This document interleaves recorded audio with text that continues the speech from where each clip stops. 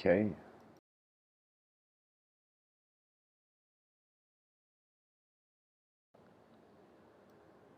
Do we even want the future? Hello, everyone. Welcome to this morning's episode. The title was at first inspired by just being, do we want the future? And I was thinking about that statement as if a question being asked in a way where it's as if like someone looking at someone being like, hey, do you want this? You know? And it seems that we want a future, you know, or I would say, actually, it appears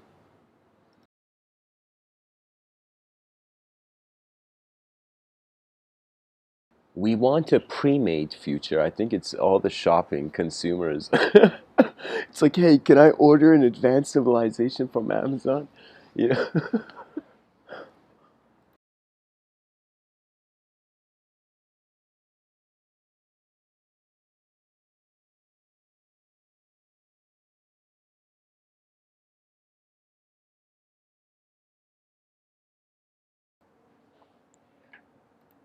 It's honestly wondering if all the human beings on this planet want something better, you know, not just emotionally, but consciously. A person can want life to be easier, and then there's someone who wants life to be easier in a certain way. You know, there's totally different outcomes to those kinds of people. Two different kinds of people. You know, one who has the design for what they want in their inner realms, and the person who doesn't have the design for what they want in their inner realms.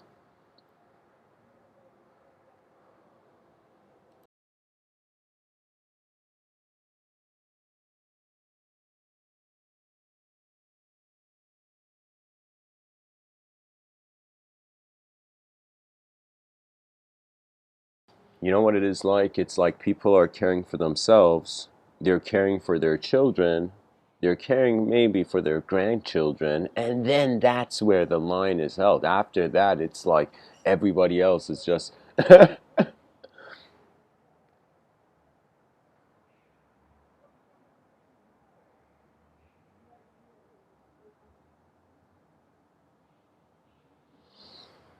Do we even want the future? You know, the more, it has to do with how the person uses something. You know, if a person is in a room and the room keeps getting messy, they want to leave the room. If the person knows how to handle the room or handle the crowd, then it doesn't get messy. You know, it's like the moment there's a mess, it's instantly cleaned up. But if we keep making messes and we don't clean them up and the future generations are oblivious, they have even no idea how they can even clean up the mess, then it becomes, an uncomfortable room, this planet.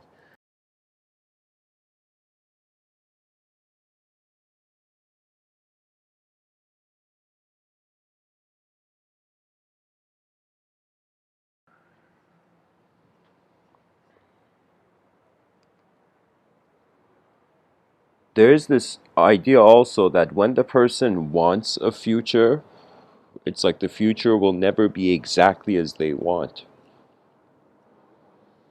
That means certain points may be common. The person may want to win an award and then practices for the Olympics and goes and wins something.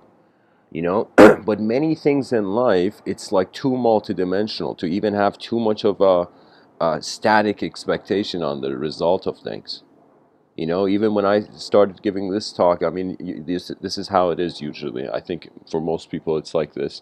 You know, if you, how would I say?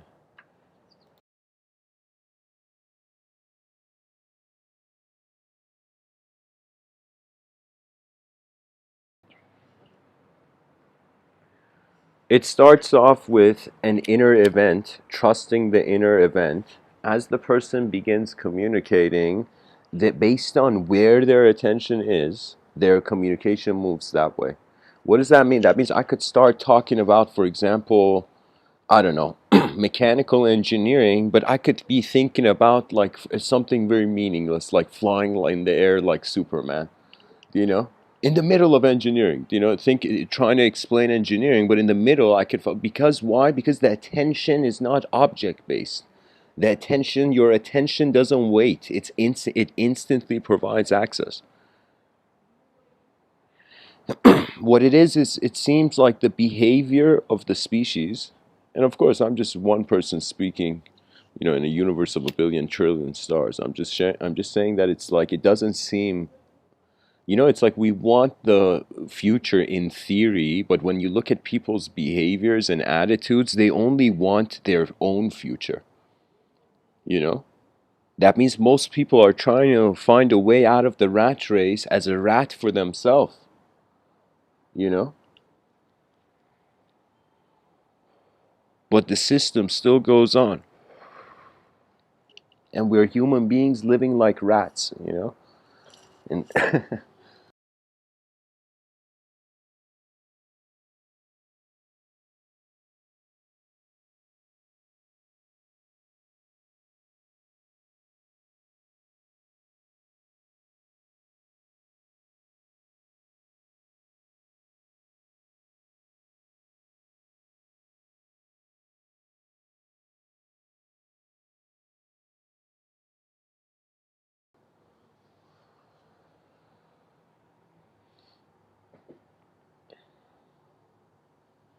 I think our ancestors had the idea that when things became easier, we as human beings would become more intense.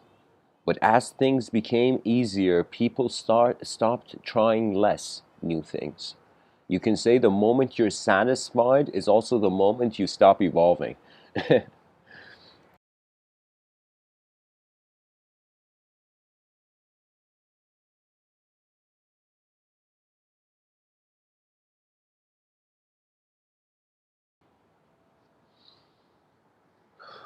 I think about it on a personal level. Personally, I do want an advanced civilization here in the future. I feel like that's literally the only part of this labyrinth of existence we haven't been to, we haven't seen. We have seen unconscious, uh, we have seen unconscious individuality, we have seen conscious individuality. We have noticed unconscious collectivity, which is our time, but we have not noticed conscious collectivity. That means we have more in common now due to the ability of the human being to communicate. It's like we have, because there's so much miscommunication, it's like what we don't know, we have more in common than what we know.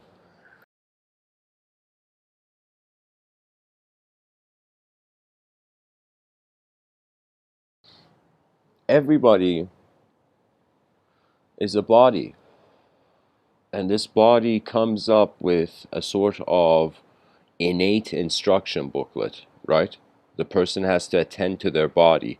Now, if one was to think of the collective body of the civilization, it would have to be something where every person has to attend to. Do you know? Right now, we have to prepare a civilization because automation is going to take most of the labor jobs. And why wouldn't you, as an entrepreneur, hire robots to work for you? I mean, a totally better idea, than human employees. The reason being that it's like cost efficient, less work hazard, less mistakes, all of that. Even if there's a work hazard, like the robot dies, the person doesn't die.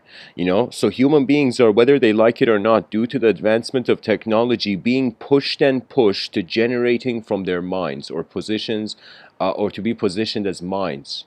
You know. So what it is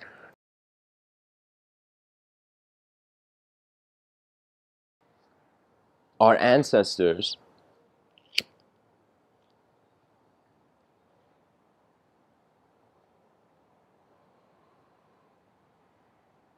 They would never wonder. They could not imagine that there would come a day where people are actually considering building castles in the sky.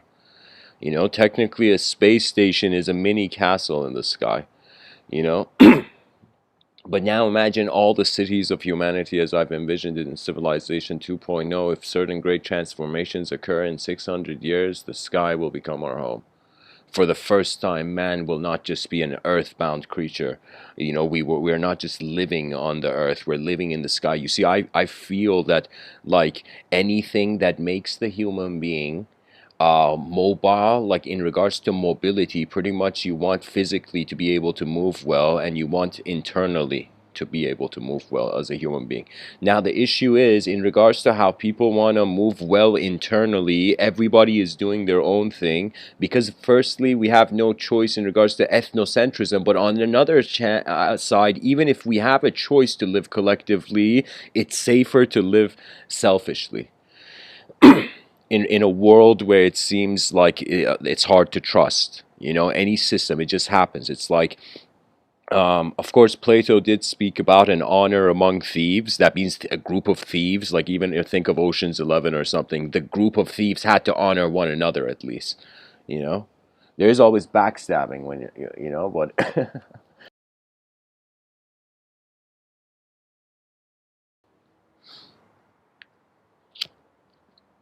but the point was that even in the most chaotic actions, there needs to be order. You know. So that's the whole thing, that in this world of chaos and order, the future is a new order. And it's not like this whole thing that we have storified everything, you know? I remember I remember I saw a picture on like this ridiculous meme, and this person was on the beach. They had their hands raised in the air, and the person had like an armpit sweat stain that was shaped like a triangle, and underneath it had written conspiracy. Such a ridiculous meme. And not that it's like there isn't. There's so many types of people. You can think of institutions having personalities. Now you could think of institutions having all kinds of personalities, just like how there's all kinds of people. There's many life forms on this planet. There's many types of flowers in the garden. But the moment one flower tries to tries to control the whole garden, then nature fights. You see, if human beings behave naturally, there's nothing to fear. But if you behave unnaturally, the only thing to fear is what you have attained unnaturally to leave. So the first rule of being a living being is live with life. Notice it. Notice how people are alive. Notice how you are alive. Notice how your breathing moves the inner realms.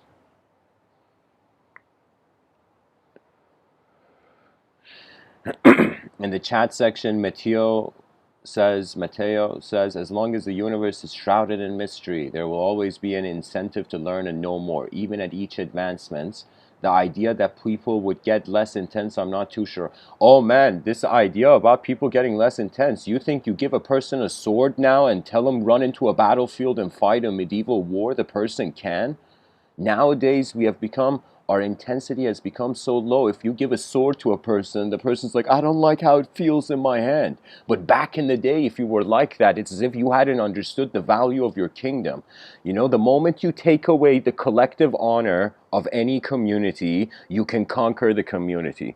And what has happened is that the way civilization has been designed, it has made it okay to keep dishonoring itself and going on, not fixing the dishonor. And it's not that honor can always be fixed. Some things are just like events, they just happen. you know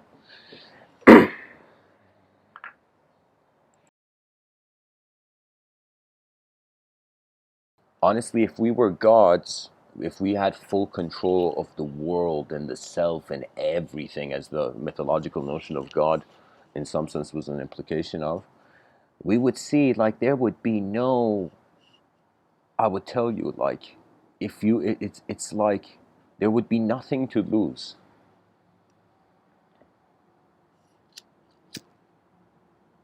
One thing probably no one has ever said is maybe being a god is boring.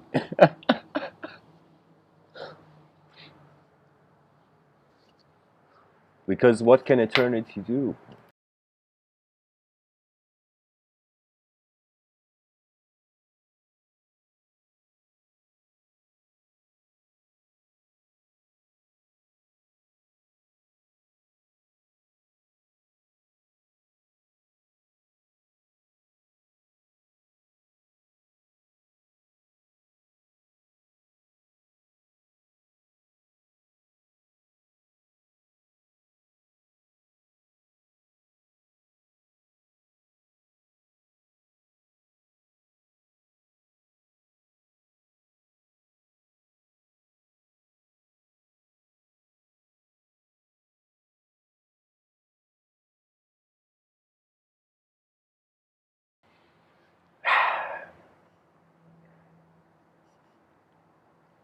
You know, guys, I think when it comes to the future, really it's based on how we create our memory for it. That means if you think about it, right now in the present, you are the future self of your past memory. You know, like think about a moment, like, I don't know, maybe think about what you did 10 minutes ago or maybe 20 minutes ago.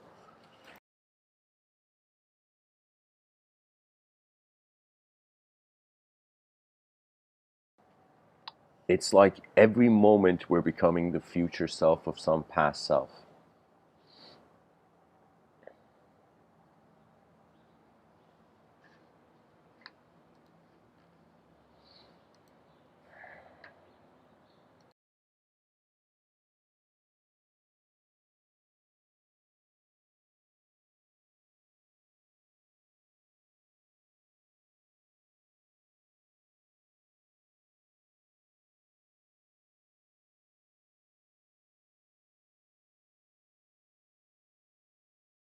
On a rock in the middle of nowhere, bunch of creatures have become conscious of themselves and they have named themselves. They are considering, they have minds, yet there's all this mindless action simply because the species can't have a collective ethos. You know, people, everybody in some sense, I mean, not everybody, but most people, they feel they're part of a family, but this family is so limited to just few personalities the person has accepted, you know. It's as if we're really forgetting about the future if we're just doing what we want now.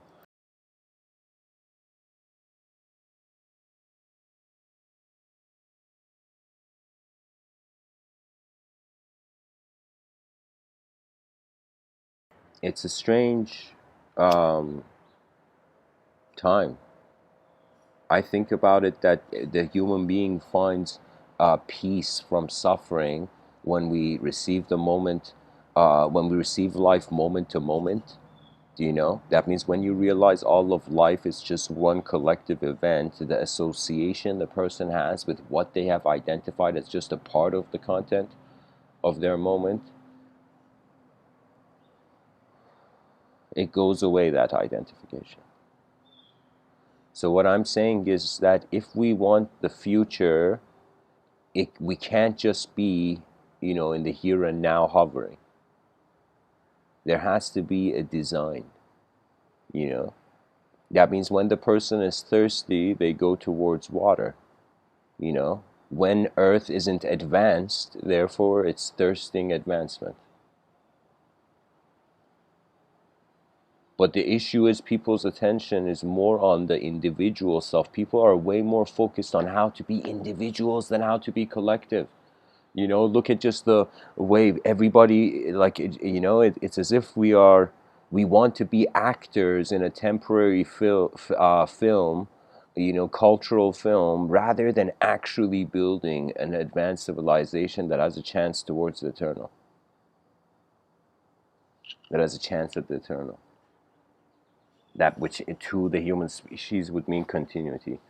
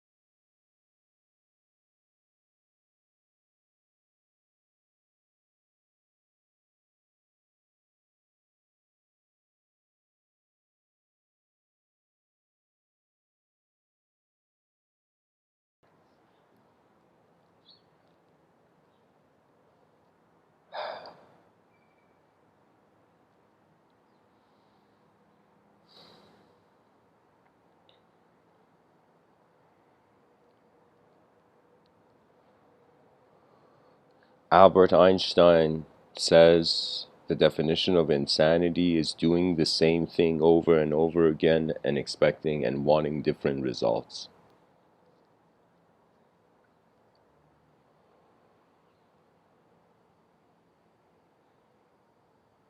Or I would say what Einstein kind of meant there was that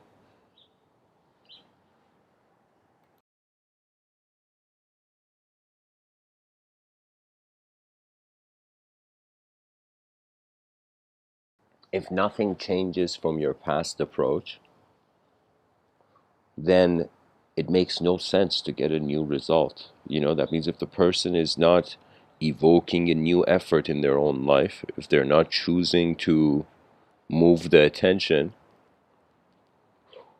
it's the same result. The attention feels moved. It's pretty much you either move yourself or you're moved, you know, by life.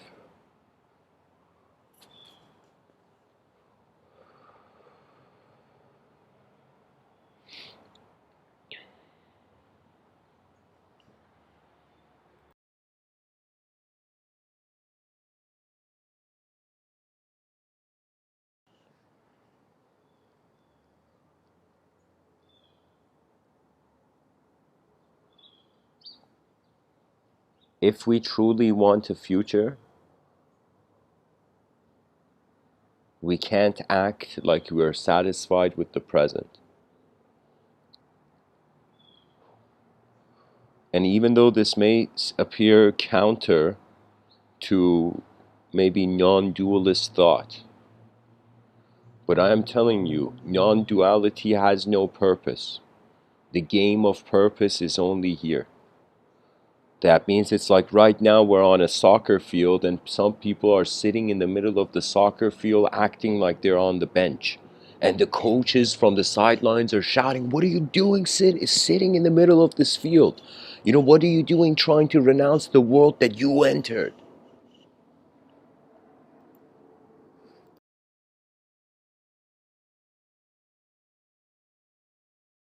That means regardless of the history, regardless of the ideological breadcrumb trail of, fragments of our psyche as memories,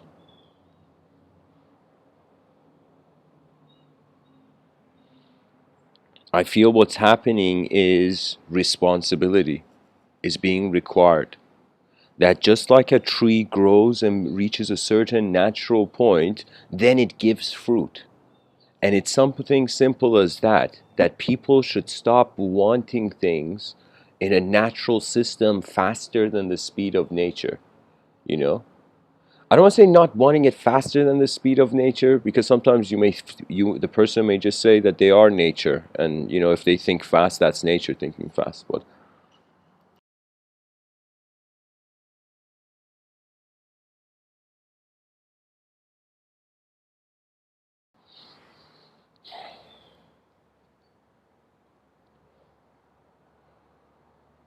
and you know what's even more shocking than wanting the future? I just noticed. Every day there is a refresh.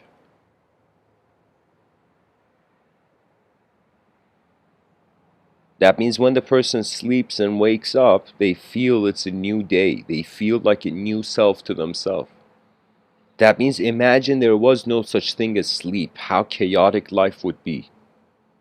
Imagine if you had to remember everything, how chaotic life would be.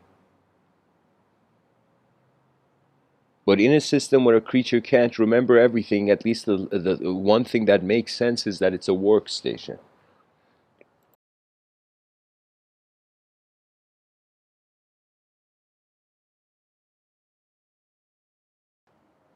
That means it's like someone who's never seen a cup before. They look at the cup and they're like, what is the purpose of this object? And somebody comes and pours water into the cup and it blows their mind. Purpose found, you know?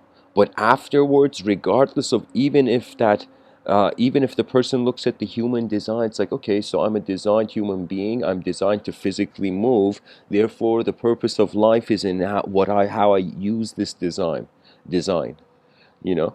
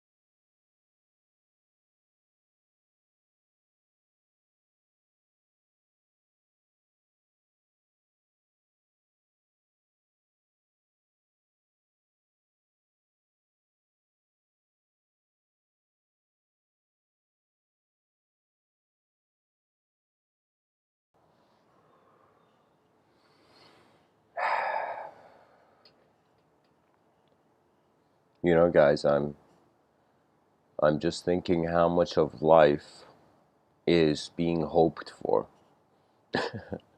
and how much of life is actually here. There is nothing in looking at the soil that tells you there is a seed in there that's going to become a tree. And so I feel the best thing we can do if we care about the future is to plant seeds, because a lot of things the human being does, I mean, think about it. We're here max 100 years. Beyond these 100 years, what is there? That means it's literally, if you believe there's something else, it's the afterlife, so it's technically not life, it's what's after.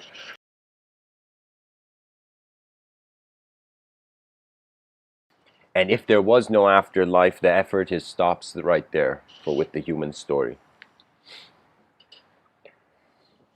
So the idea is burning candles 100 years. What's the smartest thing that 8 billion candles can do? Somehow share the light, build networks, then through global pillars, global, very strong global communities, like columns, like giant stone columns on the planet, then build the roof of an advanced civilization.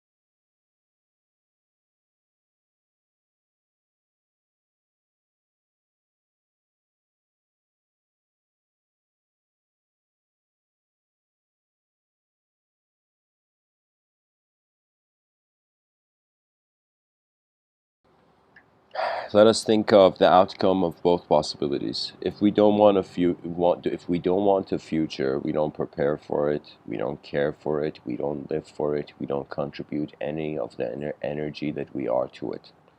Do you know? If we want the future, if we want to see the future, I would even say, I would actually change the title. Do we want to see the future? Do we even want to see? Oh my God, yeah, I remember. I think that's how I wrote it. Uh, we want to see. Do we even want to see the future? Yeah, guys, I just changed the title, so some people just need to be mindful.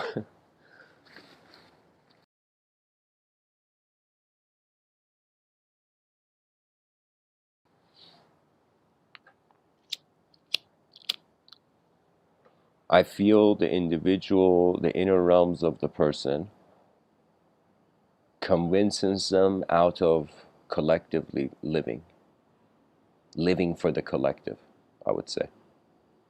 Because you can say, like, there could be a tribe of people living, but if nobody in the tribe does anything, then it's just pretty much just melting ice cap. What is it? You know,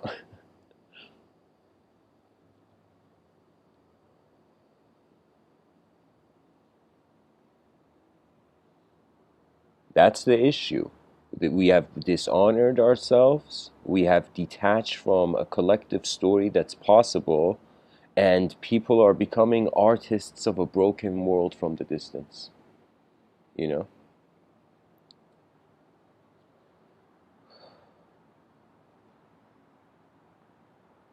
know, there is this idea that the punishment of inferior order comes from superior order, and the concept of the punishment for inferior chaos comes from superior chaos.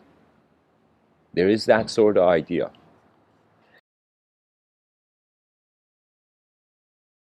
If I want to get really mystical about it, I can tell you that it's like pretty much we are in the world of three gods in Vedic thought: Brahman, Vishnu, and Shiva. These are three dimensions, three intelligent dimensions of the world. You know? Brahman is creation. That means if you create, you go towards that field of intelligence, that collective field of living. If you just maintain things, you stay at that. You stay in Vishnu's house. If you destroy things, Shiva finds you. If you destroy nature that's not in the authorization of your jurisdiction as a being, then it becomes Shiva. I would say in a yogic perspective, like sometimes like the karma is I'm telling you, inner realm karma is rudeness to the unknown. That's it. That means this life is alive. The world is alive too, but it's alive through us. That means, think about it. If the planet wanted to speak to its own creation, how would it speak?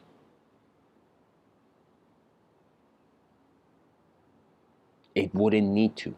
It's instant. So you would say the Gaian mind is an instant reception from the individual position, like a drop in an ocean.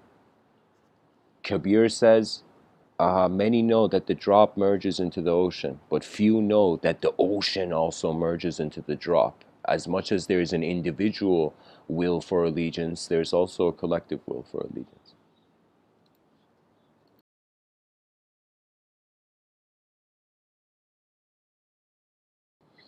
If we want to see the future, we require to use our sight. And the best thing human sight can be used for is to build things. I really don't know what else can you do in this world.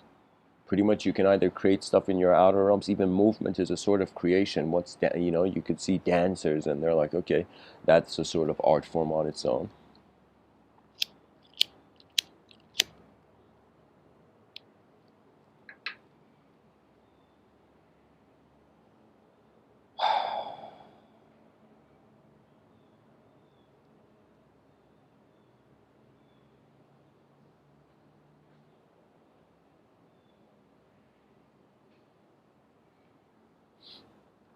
There is this idea that it is easier to destroy things than build them. It is way easier to be found in Shiva's abode, the way that the plane of existence is designed. You know, it's like there is a gravity for,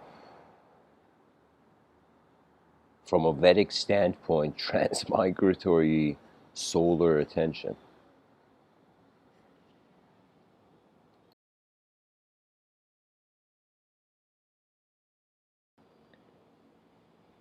It is the weak man's way out to break things, always. Isaac Asimov said this thing that uh, violence is the last refuge of the incompetent. That means anyone you ever have seen in this world be violent, they were not capable enough.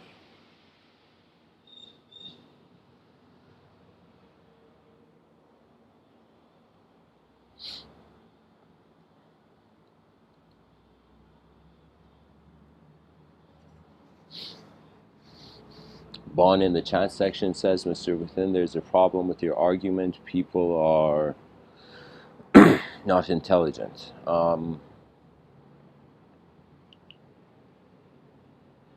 You see, compared to when? If you compare people to thousands of years ago, we are really intelligent. If you compare ourselves to the future, of course, we're fools. Everybody is a fool when it comes to the future. Even if whoever you are listening to this, if you go try something you've never done before, what you think it's like? It's the life. You think you're just gonna be a miracle worker right from the beginning?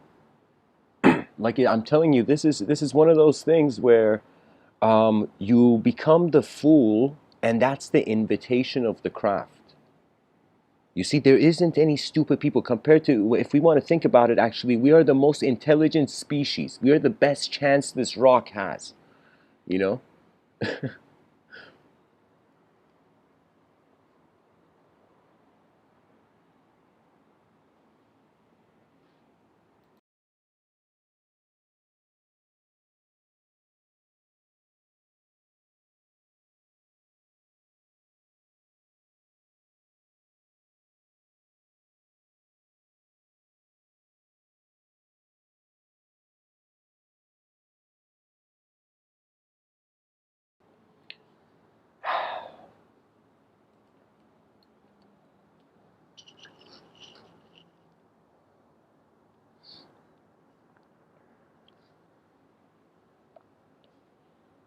Guys, by the way, at the end of this talk, there's going to be a Q&A. Anybody who has questions, that's a perfect time to share.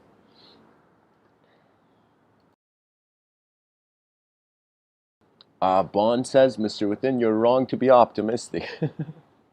Hey man, are you telling me 99.9% of species go extinct? Oh my God. You know, that's news to me, you know. I'll tell you, man, the issue is not that. You are defining optimism as optimism. I'm just saying we're 8 billion creatures on a rock in the middle of nowhere. Aside from creating and destroying ourselves, what else have we been doing? That means really what we require is to build an advanced civilization. People are waiting for the next game. And when the game isn't being played well, the person is weak. Back in the day, people had to wake up in the middle of the night. Their kingdom was at siege. They had to run and defend their kingdom. Can you imagine being a baker back in the day and you like kiss your children goodbye and you run to defend the kingdom at this war and all that you've ever held is like a spatula or something. You know what I mean? So, like, so what I'm telling you is like the issue is not about optimism, and nobody has time to see the glass half full or half empty. If you're smart, you realize if there's an opportunity for it to be full, go see to what extent is it full. That means if we tried everything and we couldn't build an advanced civilization, then I will give the microphone to the hopeless. But now after 4 billion years, where there's consciousness, where I could tell you it took us so long to get here, you see, stories can possess as much as the reality of the next experience.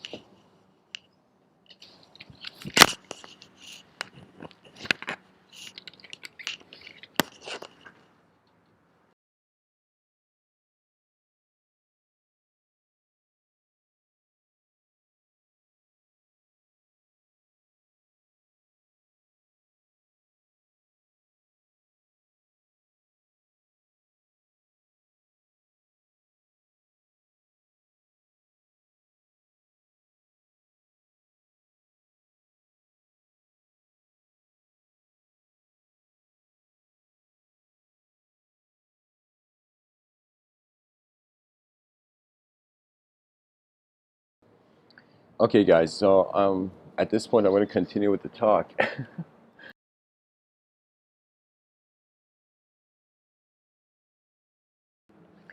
Really, what it is, I mean, what we can do as human beings is, I say, we're now at a time where we were a hunter-gathering society. Now we are a hunter-gathering society of our inner realms. We are realizing the world can move in different ways. A lot of what people feared through the introduction of new technologies changed the game. That means it's like everything is fighting for the human attention, from natural events to technological epigenetical influences, you know? Like, there is so much, so many ways we're containing the human life. And I think the biggest fallacy is to get convinced by one story in a changing world. That means, you see, if you declare that the future is, you know, on some level, you would say that everything, time is the conqueror. Time conquers everything.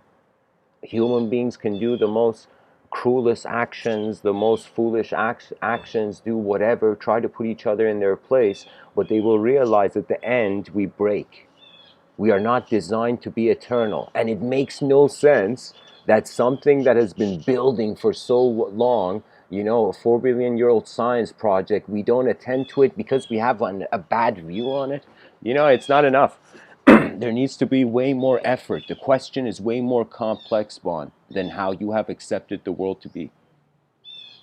The question is way more complex. You've given up on trying to see the question in a different light. This is why you feel it has to have one answer.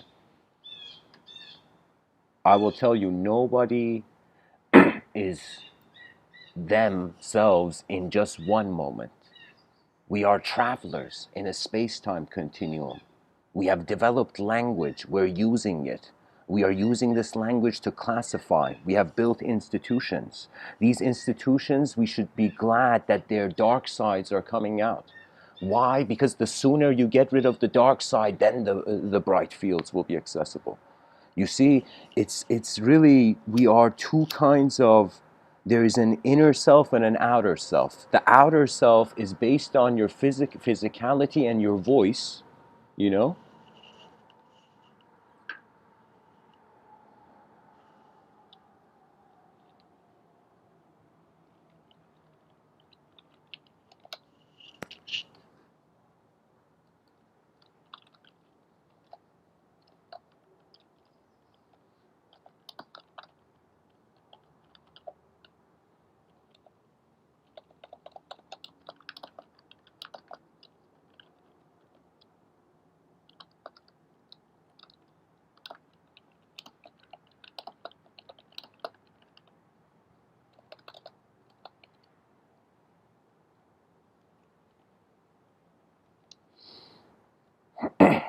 Guys, remember, nature was here first.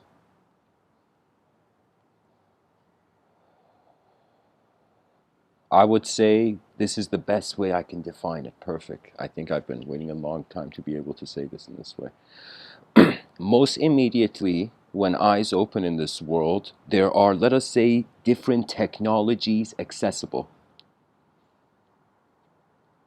There is linguistic technologies, language, subjectivity. There is outer realm technology, vehicles, to spaceships and whatnot. And then we have nature's technology.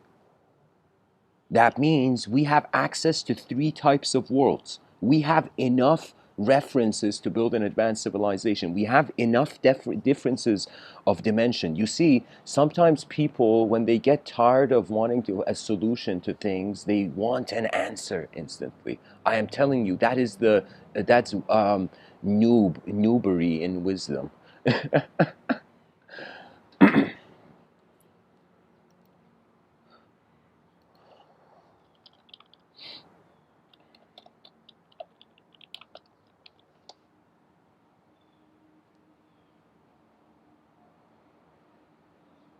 You know, Bon, in the chat section, I will tell you a lecture from Terence McKenna, something he said in The Scholar. He said, nobody knows enough to worry.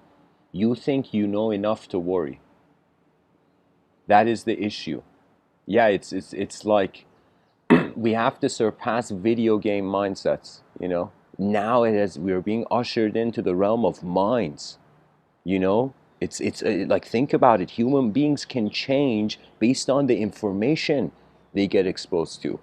Do you know all the events that are happening are making people to some degree notice, those see the world in a different light? You know, it's really like weather. Just like the weather changes, what the world means changes. That means if you think about your child when you were a young kid, your view on the world was different.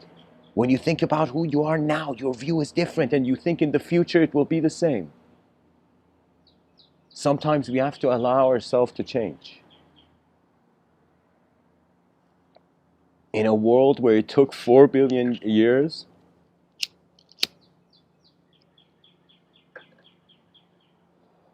to evolve, to let it go is foolish. It's just common sense. That means a spaceship, imagine, from outer space crashed, and that's our civilization. It's in pieces now. It's not efficient. It's not complete. It's not an advanced movement yet. So we are all looking at the spaceship debris, and one by one, we're like, what do we do with this? And some people are like, yo, you see, it's debris. Even the spaceship destroyed itself. You know, there's no point. But then you see, whoa, whoa, whoa, whoa, whoa. Why is it here? That means I could tell you, flown over many philosophical landscapes. But I will tell you, it all comes down to, why is it here though?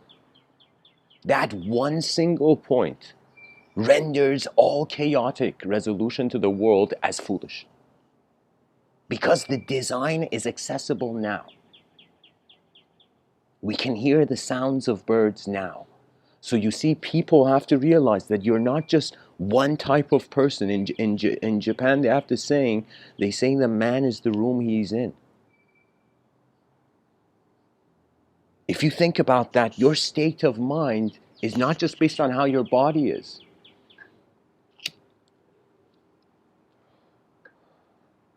For me, I'll tell you what this world has never seen. A global, listen to this closely, global rebellion of peacefully ingenious designers. The designers are the saviors of humanity. Not those people still trying to find truth.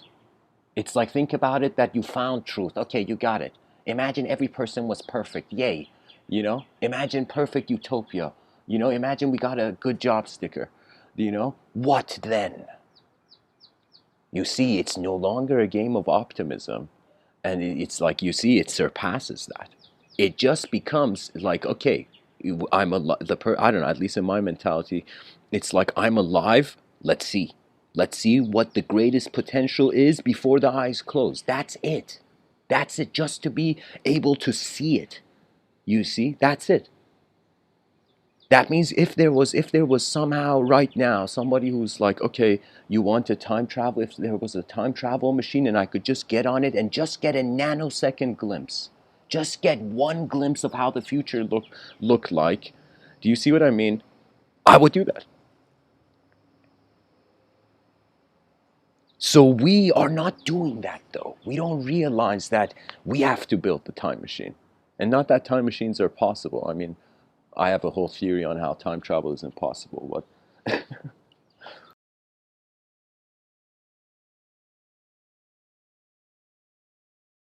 But I first share how it's possible. If it was possible, how it would be like, then how it's definitely not possible. You see, guys, human ideology is not set in stone. We're not robots. If we were robots, that would be scary. But because people's minds change as they get different experiences, if we can change the quality of experiences that people get, you know, then the system has a chance. Because I'll tell you, I was, I live in Toronto for a year and a half. You know, I was attending film school downtown Toronto.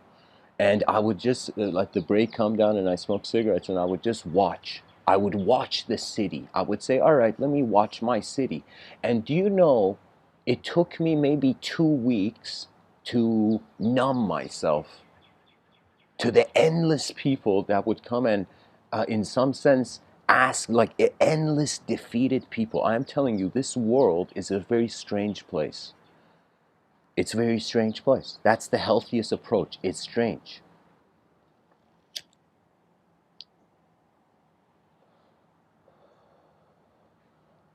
Okay, Bon, I see you say about corporate dictatorship. Okay, I'll talk about that at the end of the talk. So just hang on. When it comes to the Q&A at the end, I'll tell you. I'll give a comment on how I see your idea.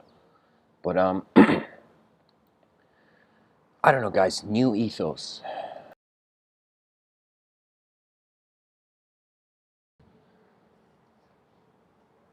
That means if the person can't give themselves a second chance, why should others? If the person can't forgive themselves, why should others? If the person doesn't care to advance themselves, why should others? And that's the nature of the world. Whether you deserve it or not, events take place.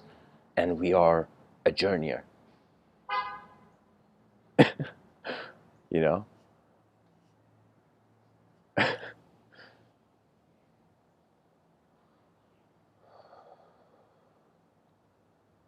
I want to read for you guys an algorithm Lao Tzu, this Chinese philosopher, had to how we can get to, you would say in theory, an advanced civilization. I gotta read this for people. It's just,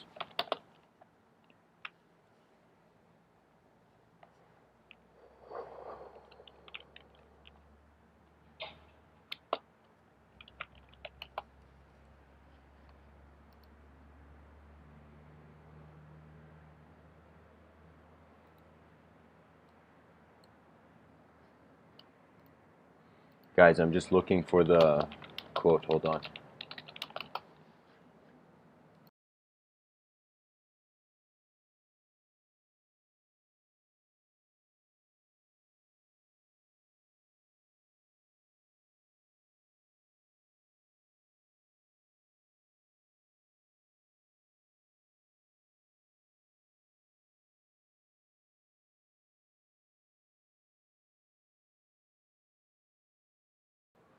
There we go, guys. I found it. Perfect. This is one of the most important things that I would say that has come to us from the mentor of Confucius and the founder of Taoism and the writer of the Tao Te Ching, Lao Tzu. Lao Tzu says, if there is to be peace in the world, right off the bat, he's like, yo, you guys want an advanced civilization? Listen up. He says, if there is to be peace in the world, there must be peace in the nations. If there is to be peace in the nations, there must be peace in the cities. If there is to be peace in the cities, there must be peace between neighbors. If there is to be peace between neighbors, there must be peace in the home. If there is to be peace in the home, there must be peace in the heart. So what that means is if you were to actually think about an advanced civilization, if the individuals are not peaceful, why do they even need it?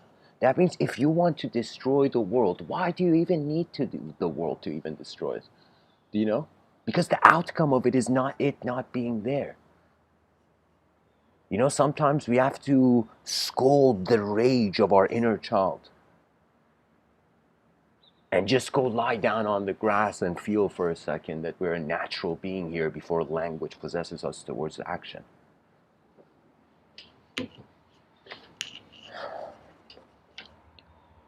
So Lao Tzu, guys, it's like he's literally saying, be a peaceful person, then have a peaceful household.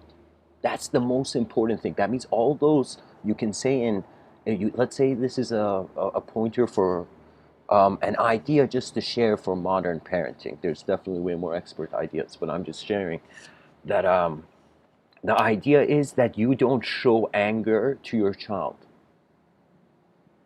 You don't show the rage. You don't release your rage from your inner realms. You can't get angry, but just keep it internal. Do you know, to release anger, think about a young child growing up. That child's mind is literally like a photo, like a camera recording things and making sense of it based on that limited access, right?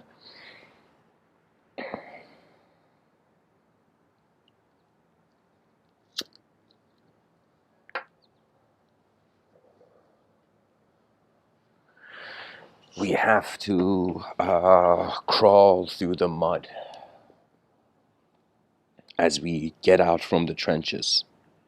That means there was this quote from Robert Frost where he's like, I have promises to keep and miles to go before I sleep, or something like that.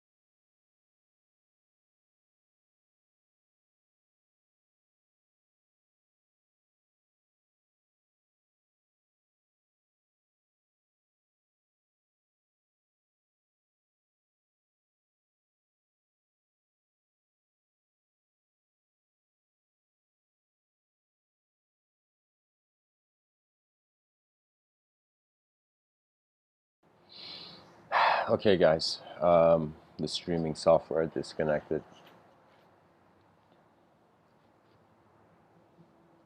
So to continue, pretty much, I don't know what to say really.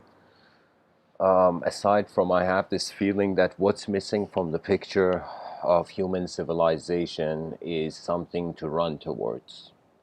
And so you look at so many species, you look at bees, ants, you look at even birds, wolves, they all move in, they have some sort of collaborative movement. Imagine all those birds in the sky flying in waves.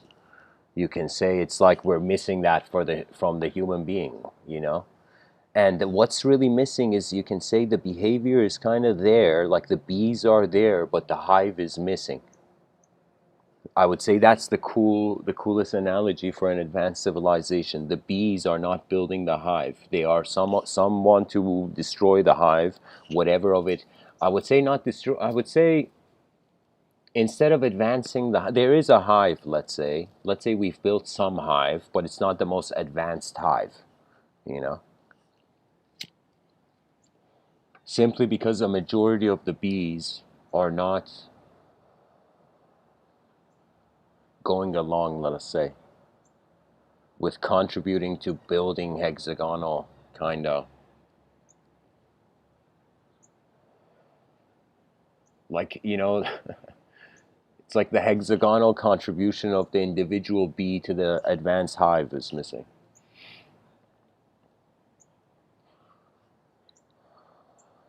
I would say a way to go about building a hive is giving a mirror to every bee. And when every bee asks, like each bee asks, why am I here? It then understands its purpose. And as more bees go in accordance to their design, to their nature, they abide by their nature, then more see from that and they learn from that. So what's missing is gratefulness.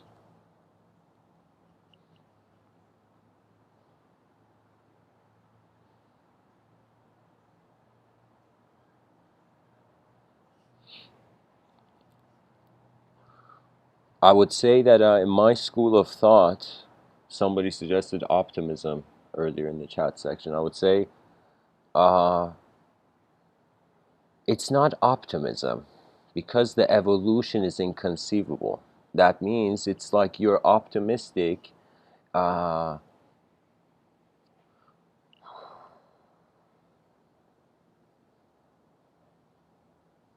but it's not desperate. You know what it is? It's kind of like you can see something better happening and it's not happening.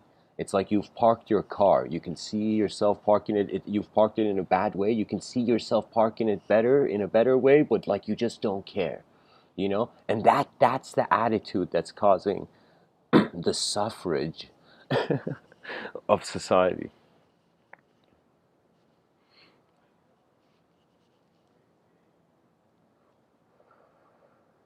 And we're the only animal that has the true opportunity to ask the question, why are we here?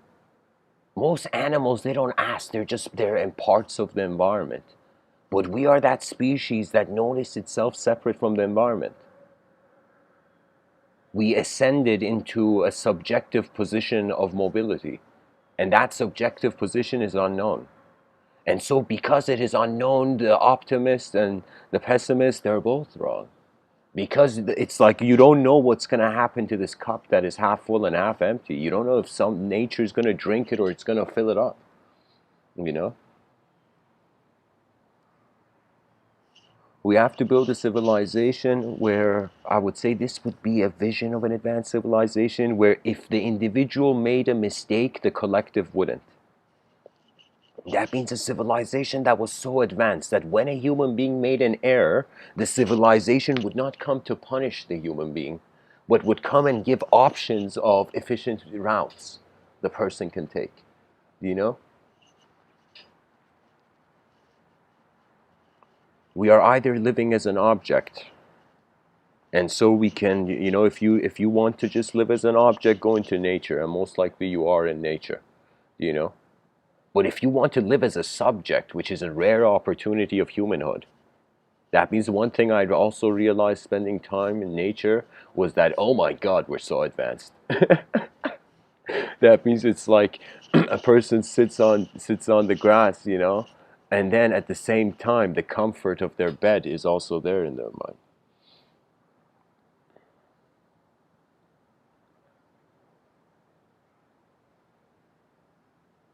And I would say the best thing we can do, at least for this episode, is make it into a riddle. How do you get 8 billion creatures on a rock to care to see what their greatest potential is? That's it, because really, if you think about it, we're pretty much creating time for the species, right? For the human idea to exist in the universe. Now, somebody would say, what's the point of it? What's the point of being a human, you know, in an empty universe?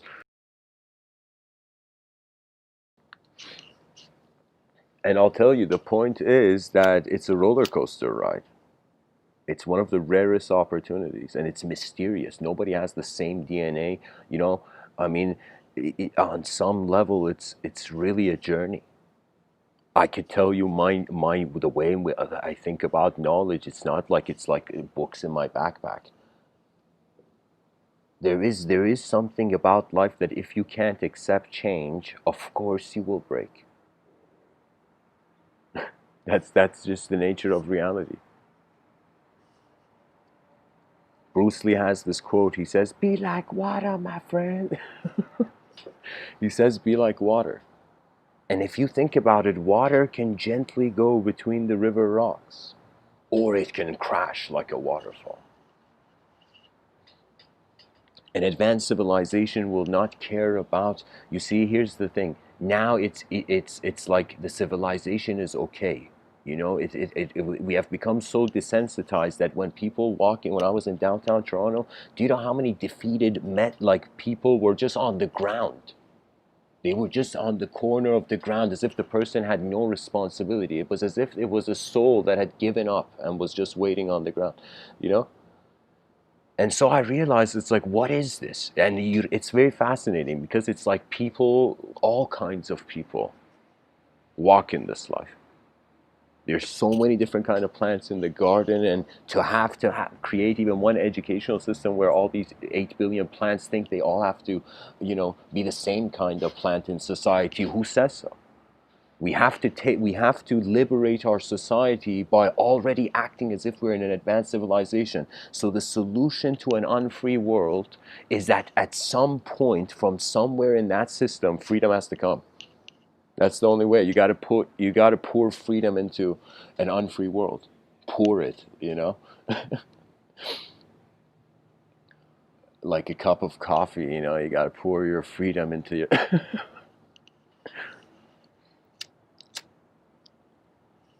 You see, if we didn't have the potential, if there wasn't a better idea, then automatically everybody would go to emptiness.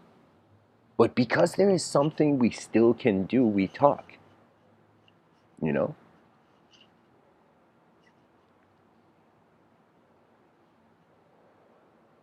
Because one thing I remember thinking early on is that where if we are all attributeless minds, part of this field of being, call it whatever name you like, but it's kind of like symbiosis within a collective being, you know, then it's as if our minds are not disconnected. That means behind our eyes, if everybody's mind is a drop in a river, in front of it the bodies are drops on different parts of the forest.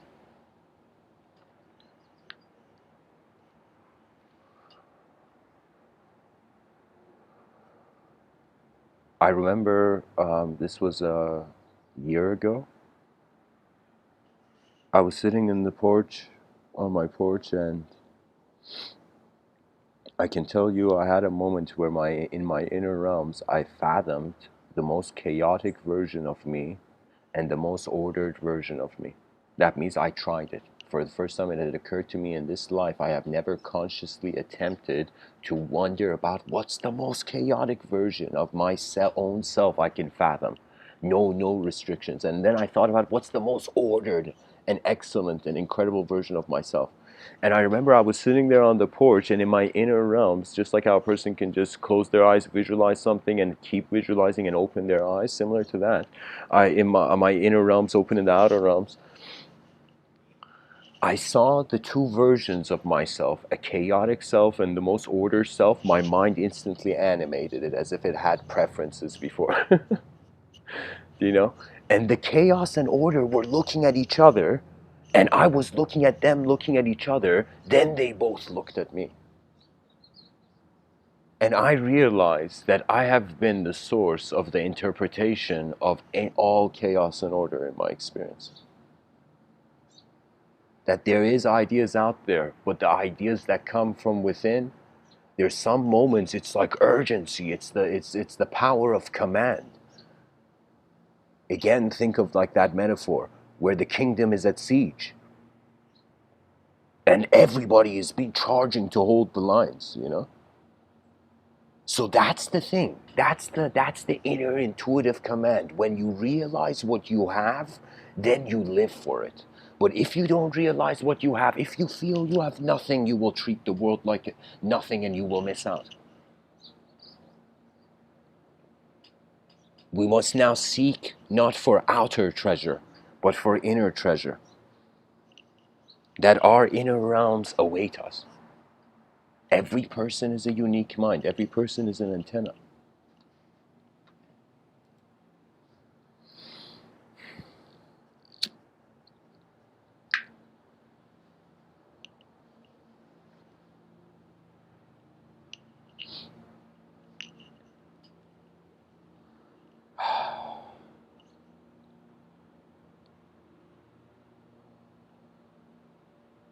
You know, it's kind of like, so I remember having a conversation with someone about patriarchy and how do you combat a patriarchal system.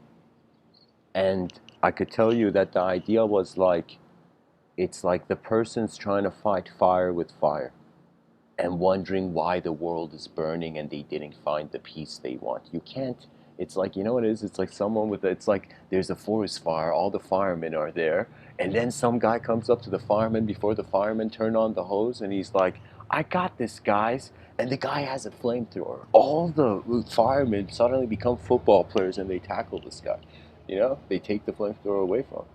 Because there's no point of adding fire to a burning world. If you can extinguish the flames before your eyes close, good for you. But if you are adding fire, that makes no sense. Because I'm telling you, you act like your enemy, you lose. And if you declare any force outside of you as an enemy, or if you resist nature, nature will resist you. I will tell you, think of it as if and when you are alone, at least still nature is with you.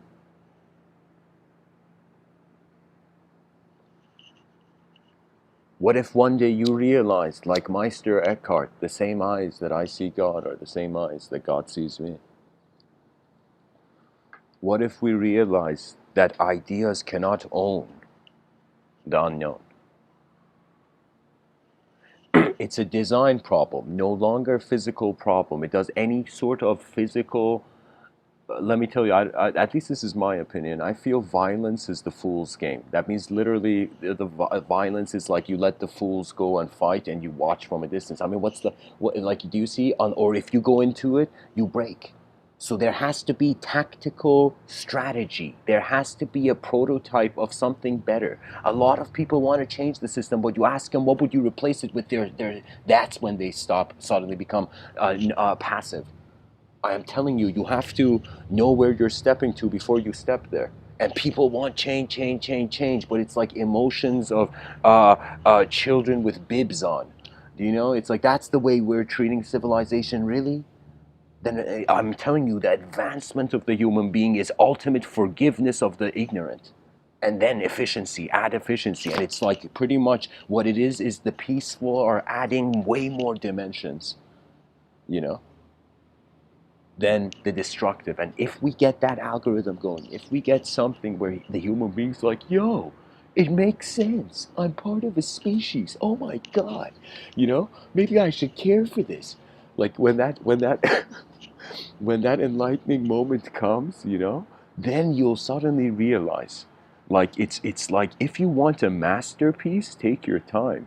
But if you want something messy just on the spot, you know, like quickly go do something. But if you want a masterpiece, you gotta master the pieces.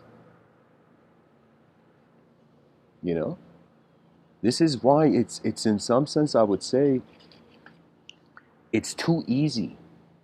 It's too easy to be chaotic.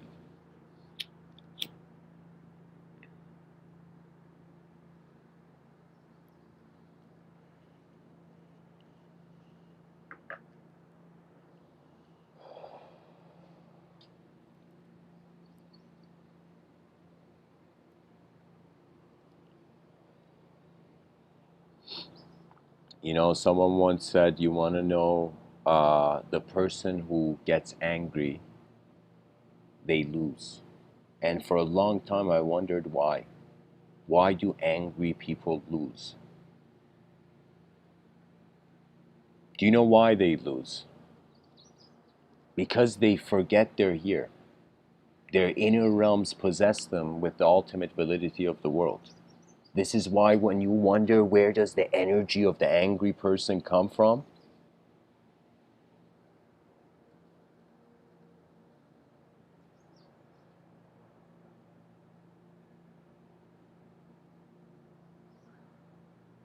it's like the person was pushed when they were young. They never got a chance to push. And now that the person feels they have a chance to push, they want to push. You know? They push the world. I will tell you, you have to forgive nature because it doesn't think like the human being. It's like when an animal does a mistake, make a mistake, do we kill the animal? No. Do you know? In some countries, they do that. Do you know? But I'm telling you, like, it's like, no, the person doesn't punish their pet, you know? I mean, not for training, that's aside, but I'm saying you don't get rid of something just because it doesn't work in one moment. You try to fix it. If you can't fix it, then you do not even need to replace it. You use it as resource. That means you don't need to ever get rid of civilization. You don't need to break something down that has taken a long time to build. You just need to change the direction and the sails of the ship.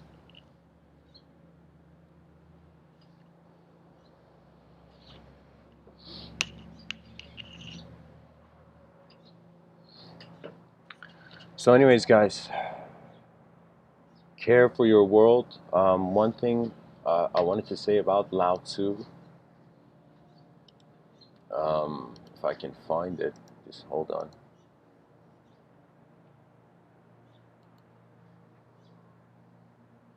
There we go.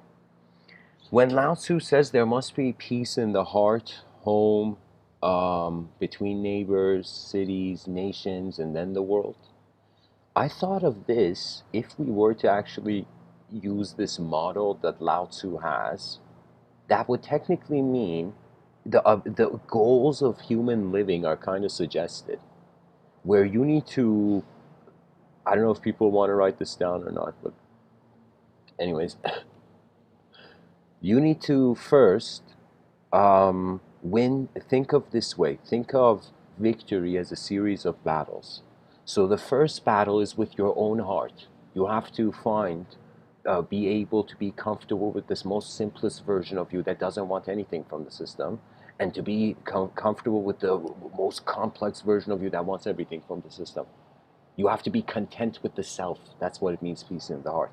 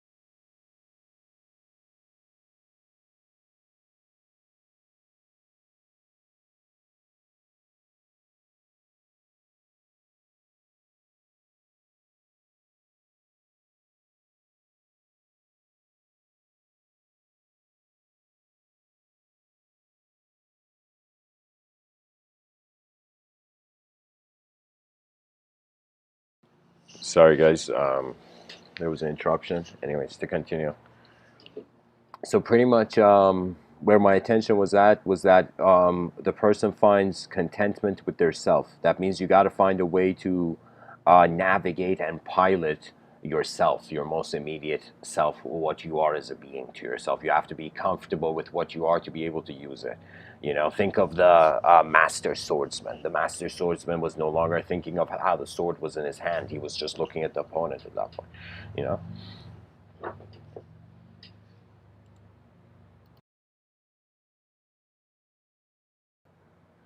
So cultivate mastery of the heart. Okay, then afterwards, the next battle, after you have won that battle, the next battle is the home. So if you are a person who has a family, or you're in some sort of family system, you know I don't know, like, let's say for children orphanages or something, there has to be peace in the home. Pretty much we got to treat like inside the houses like temples, you know I don't want to say like temples, but I would say like just there requires to be mastery. Think as if you had no it, like you, your the literally the inner realms of your house.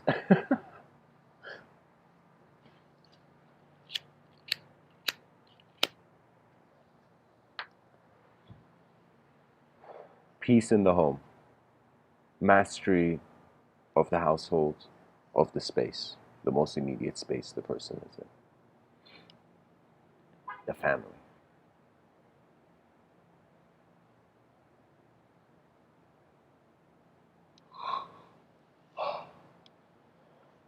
I'm thinking, okay, I'll say this at the end, but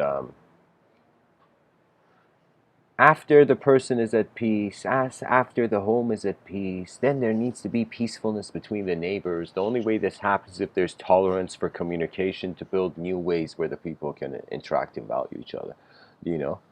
And then once there's peacefulness in neighborhoods, then there's peace between cities.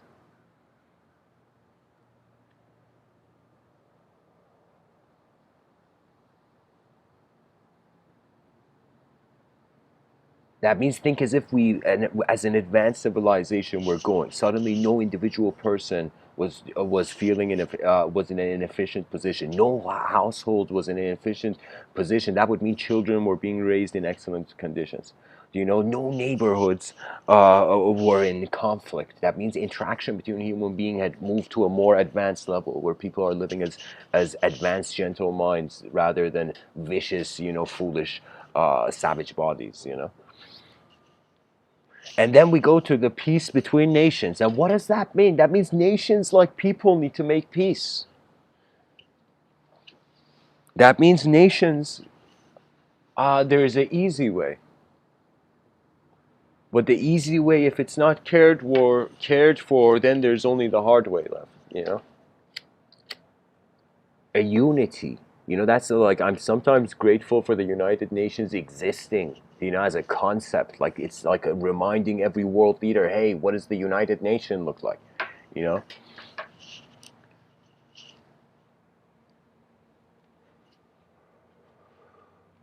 That means, imagine in the future there's going to be a building called United Nation. There's no S.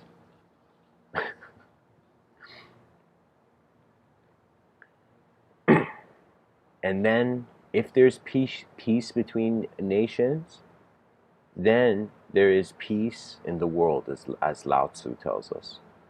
And in all these categories, there's also, how some people are like, you sometimes hear it in videos online where the person's like, we're creating jobs. Well, here's the thing. People have to create their jobs for themselves. If you were robots, somebody else had to create jobs for you, you know?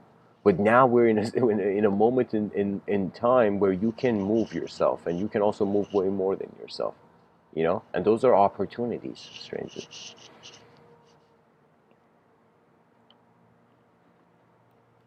Lao Tzu says,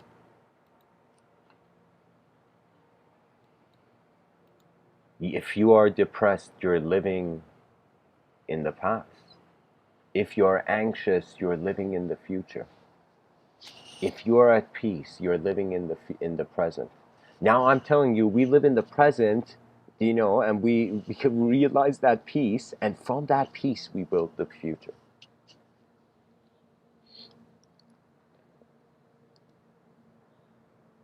I will tell you that for an advanced civilization, I would say kindness and life sensitivity are the most ultimate ideals.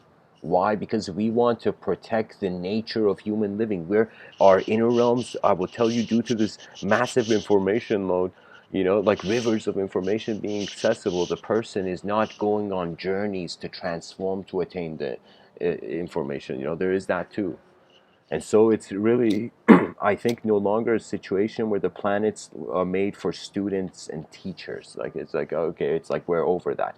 It's now like a battlefield, but it's not a battlefield in regards to physically, like people, like war, like everywhere war for like post-apocalyptic like movie. Like, I'm saying, it's the battlefield in the sense of the language wars.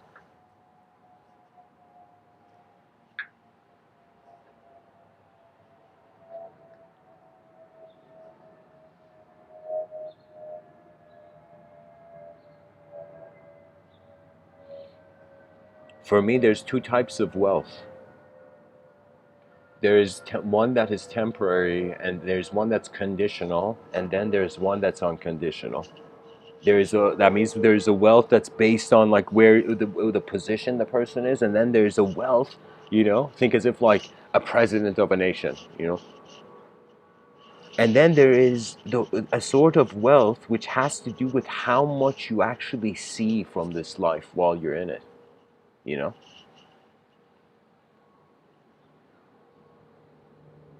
because if the person lives too fast, even though I'm speaking about an advanced civilization, because honestly, like, it's the time to speak about it. But like, I don't know, there is something in nature that the ultimate advice doesn't exist. It's a mirror. That's it. Everybody has their own nature. If they're not in harmony with their nature, they lose.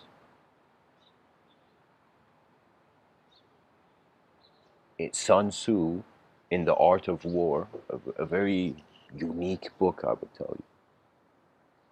He says they had this concept of heaven and earth.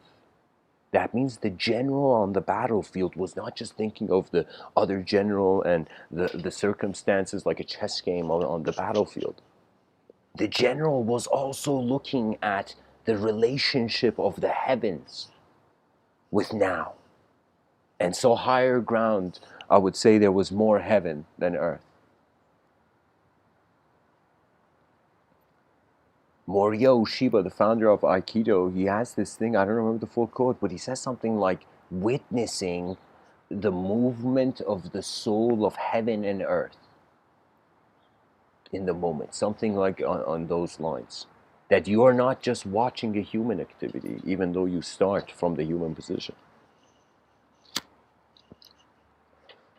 That's the nature of our mind. It always wants to see what else is there. And I'm saying something in this system has made people hopeless of their own exploration of reality, and so they feel they have to find or follow. But what if there was nothing to find and follow? What if this whole world was waiting for all the probabilities of how you could be as a human being for one of them to be chosen, declared, and moved on with?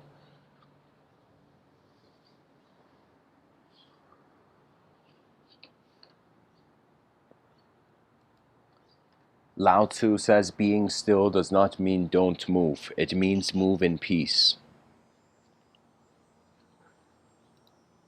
Lao Tzu says one cannot reflect in streaming water. Only those who know internal peace can give it to others.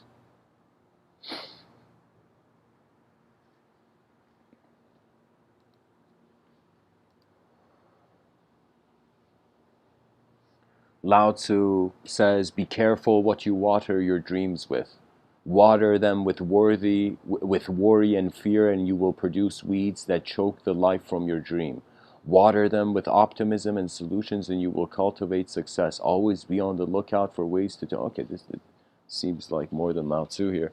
Always be on, always be on the lookout for ways to turn a problem into an opportunity for success. Always be on the lookout for ways to nurture your dream. I would say just like those old school cars where you had to fix the antenna. Literally, the person has to fix their antenna, and they will see how instant efficiency can be. Because here's the only place where it can happen. That means the person always has a choice on what archetype they associate with in the moment. I'll give you an example. Let's say there's person A and person B. Person B comes to person A and says something to person A. Person A gets angry, and person A starts fighting with person B, and person B starts fighting, and it becomes messy. Okay, but let us say if there was a situation where person B came and said something to person A, and person A didn't do anything, just was quiet. Some say silence is wisdom's best reply. The whole thing is that everybody is allowed to be here. What is not allowed is disturbance and intrusion, of course. That's how pretty much like how society's built. But I'm saying like sometimes it's just like receiving a signal and having the audacity to just go forth with it. I'll be honest, I have walked as a fool in my childhood, I would say. The way I felt, I was conscious of it, that there was a lot. I could tell you I've done a lot of foolish things. But then after some point, there comes this idea where, wait, look at how easily I am accepting my foolishness. Why isn't it that easy for me to accept my own greatness? What has made me feel that this whole existence and every day happens once. Every day is like a concert, that you paid for, and you get to attend. It's like an event you paid for and you get to attend every day. Living, being alive. And so in this existential event, people are just focusing on the individual, but when will the collective come in? And people are thinking that they haven't even seen the potential of the collective and they want to break it. That means some people, I would say um,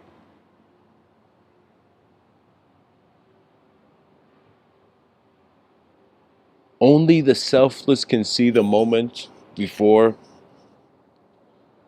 thought has shaped it.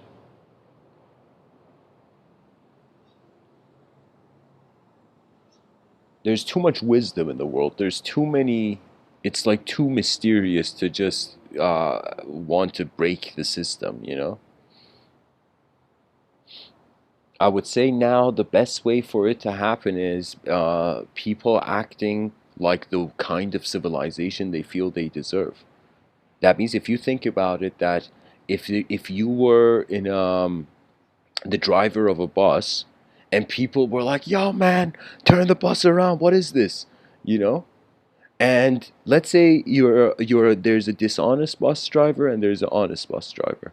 Okay? So when a bus driver is dishonest, the whole people in the bus freak out. And people in the bus feel they got to go and change the bus driver, or somebody goes and talks to the bus driver and it's like, "Buddy, what are you doing?" You know, you know? And it becomes some situation like that, or the bus driver is honest and the bus driver's like, "Why am I driving the bus for the people in it? What's the point of being?" You know? That means it's like the worst thing to see is an elitist power in the hands of a child. Do you know what I mean? That means it's just something that's being toyed with. It's as if the true value has not been seen.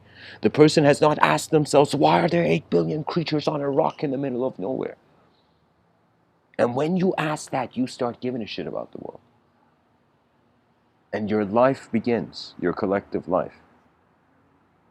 And so the idea should be win-win, win-win, win-win, win-win. That should be the only protest slogan ever, everywhere. Win-win, win-win. That's it. This way people are not savages and the world can change its mind for us. I don't know. The system is too complex. When it gets too complex, rather than fighting complexity, I step to a simplicity where there's still control.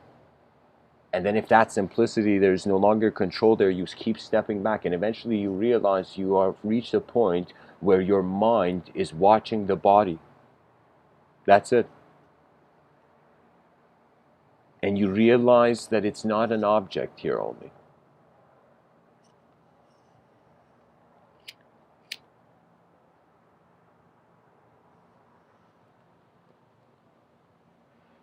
The roar of the species awaits us. I will tell you, the species in the future, it will have leaders, but these leaders are not people. These leaders are values. And these values is the ability to see that just like a tree has multiple branches, we can build a civilization with a system, with a multidimensional system of tolerance. You know, I'm telling you, um, get enough designers in a room and you can build anything.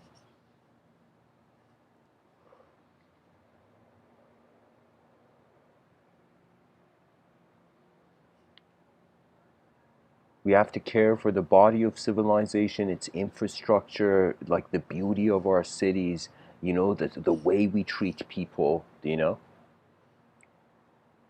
That means what's worse than being a human being is being one and not realizing you are one. Do you know? That means it's like if you're like it's like this. Imagine a person, a billionaire with a suit, walking in the park and there's a dog barking. Okay. Now, what would you, and if the dog bites the leg of the billionaire, what would you say if this billionaire suddenly got on 4 legs, started barking at the dog like a dog, and went to bite the leg of the dog? What would you say if a billionaire with a suit like that suddenly acted like that? You would be like, what is this? This person doesn't deserve this. Do you know? It would be like that's the issue with violence. Violence is like being a billionaire, um, and trying to, like a dog, bite the leg of a dog. When you have like that expensive suit on. It's like it's not. Some things are not worth it. It's like if the person's attention deserves efficiency, they will have already moved there.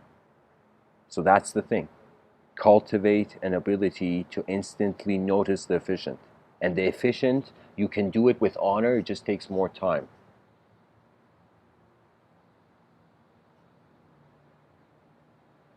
And especially in this digital age, I will tell you,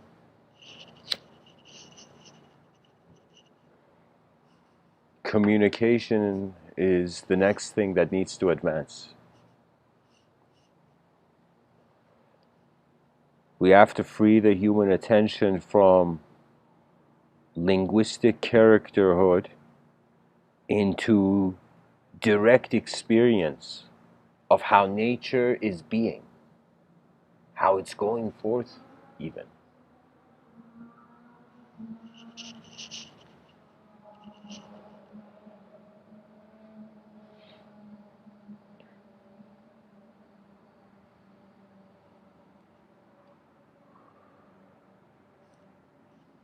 There's a quote from Buckminster Fuller I want to read, and I'm going to end off then, guys. So thank you for anyone who's listened so far. The quote from Eckhart is, sorry, not Eckhart, Buckminster Fuller is, "We are called to be architects of the future, not its victims." And if you want to be an architect, then the architecture doesn't have to do with anything violence. It just has to do with having a better design and having enough moxie to get the design implemented. That's it. I don't know if that was the best word to use, but but that's the thing. Be an architect of your life, not its victim. Buckminster Fuller, he has in one of his lectures, he would say the universe, man, and he wasn't saying it like as if he was saying it to like a hipster. The universe, man. You know, he was saying the universe, man, the archetype of the universal man, that we will get there. And so we can choose to get there. Like there is so many, there's so much more. You know, in this narrative, I really like a Japanese show called Shingeki no Kyojin. There's a commander and the soldiers freaked out, and soldiers like, "What's the meaning of all this? Is this all meaningless? They're all about to die." And the commander says, "No, it's not meaningless. We live for those who will one day find the meaning. That we don't give up so easily when there's so many here."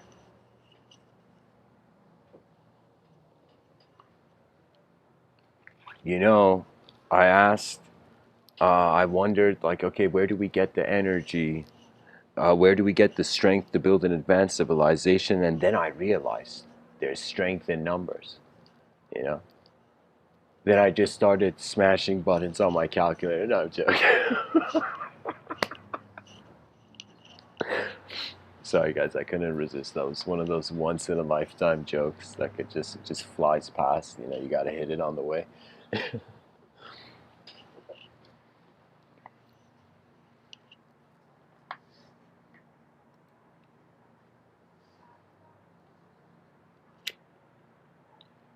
I mean, it's pretty common sense. If people are peaceful, then the what is governing this is people. You know, that means I feel people want, like, I don't know. This is such a complex idea that I'm just like a drop on a branch where there's so many different rivers and oceans at work.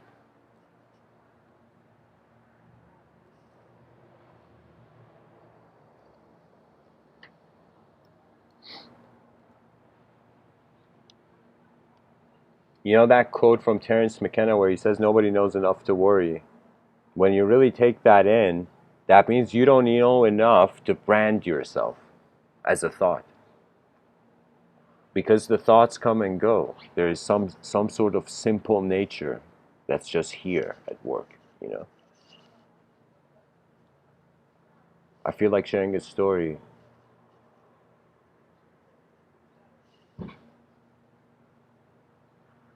In Vedanta, there was this king. This king dreams that he's a beggar, and he freaks out because back in the day, that was a sign like your the way you're behaving in your next life, you're gonna be like they believed in reincarnation. That idea was there.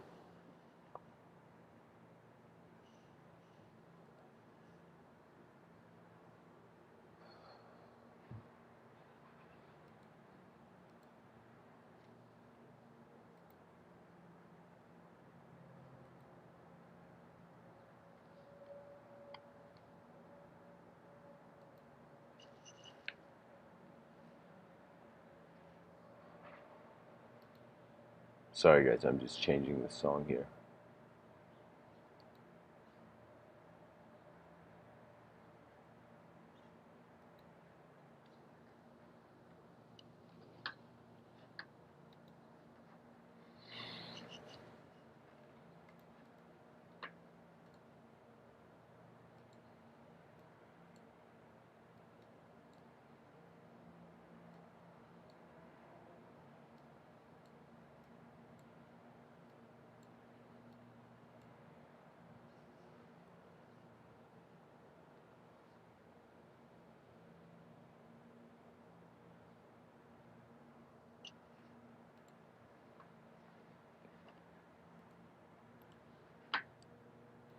I feel like sharing a story.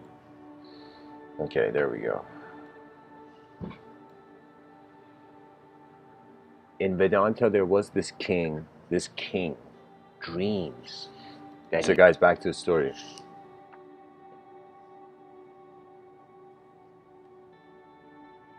This cream, oh my god, I wouldn't say this king. I would say this king had a dream. I said this.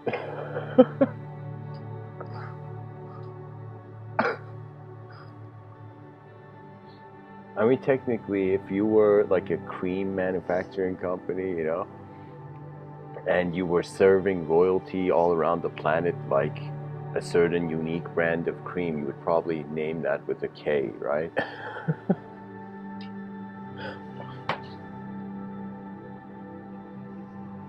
But anyways, guys, this king dreams that he was a beggar. He freaks out. He had this guru, like a sage council, like this enlightened guy, like in his council, right? And so he goes to the enlightened guy and he's like, hey man, I just dreamed I'm a beggar. What is this? Am I gonna be a beggar? And he says, I'm a king though.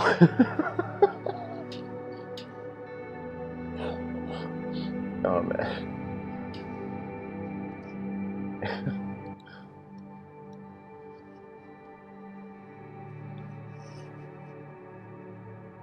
Pretty much the guru says, you're neither a beggar, you're neither a king. Who are you? And this king suddenly realizes the true position of nature.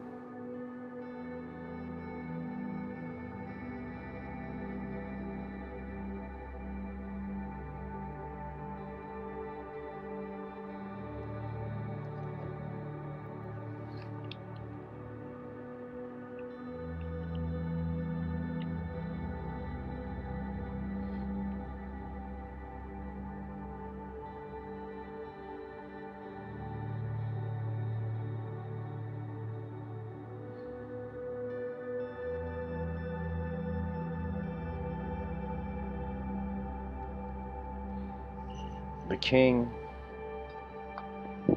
was neither a king, neither a beggar. We're moments in nature. We can choose to contribute. We like candles. We can choose, like as Buddha says, share the candle flame, or we can just melt without any conscious effort to live in the system, you know.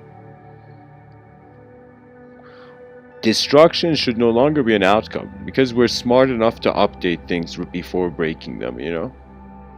And even one can say, instead of even wanting to break a system, they can just go build a new system, you know.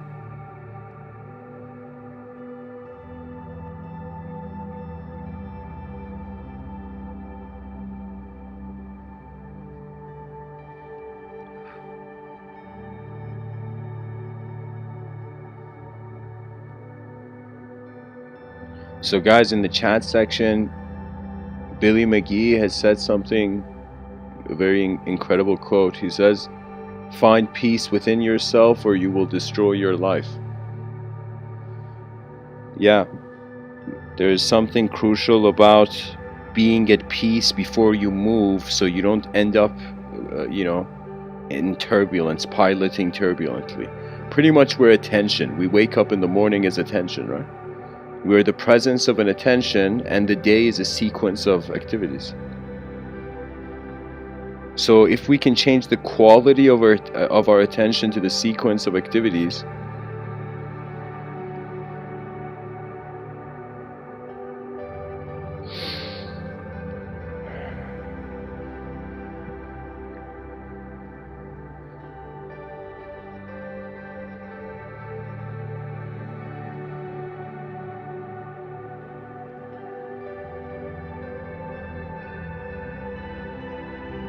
pretty much endless endurance towards efficient freedom is the way.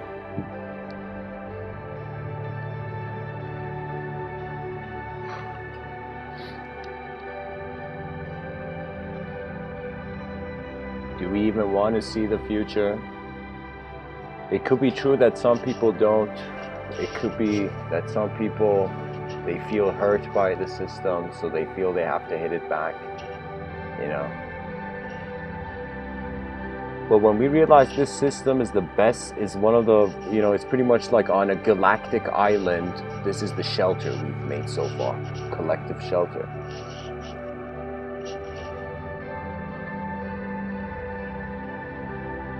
I feel right now it's not common, but there will come a time, I hope soon, where in the educational systems, all children at some part of their studies, it's called, let's say, individual studies, collective studies. In the collective studies category, children have to go and come up with new ideas of how they would advance civilization. And they would go share it in the educational system, do a very professional performance, very intentional performance.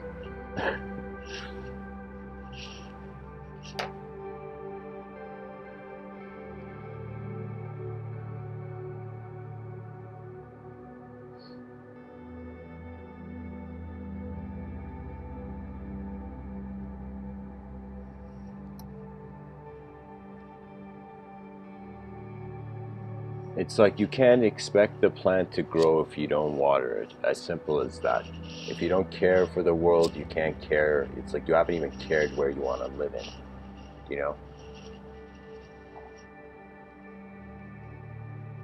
Somebody said once, we only see our inner realms through others, that we never see people, we never have their eyes. What we see is how we feel. It's like, think of it this way, the person is angry, so they look at everybody and they're like, everybody was angry, but they were the only person who was angry, So your emotion can contaminate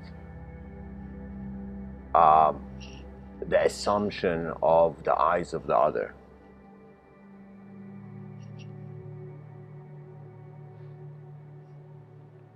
But I would say the answer should be yes and more. And we should build a civilization that's just way more chilled out. People are way more playful with language rather than starting wars from it. I mean, when you think about wars, it's coming from people's minds, right? And what's moving in people's minds? Language. If you wanted to know what that matrix code was, it's like the key is right there. If this was a simulation, there's a language at work. And so we are simulating the story of our life based on how we live. If the person doesn't care, well, that's the way they're simulating. So you can say one reaches a point where even Rumi had this poem where he said, when I was young, I wanted to change the world. But now that I'm older, I know to change myself. Why? Why would he say this? This man was very insightful. Why did he say that though? Because he realized as you grow older in this life, you realize how things are just happening and we are inscribing meaning. That means you can't change society by wanting to break it. Like, it doesn't even make sense.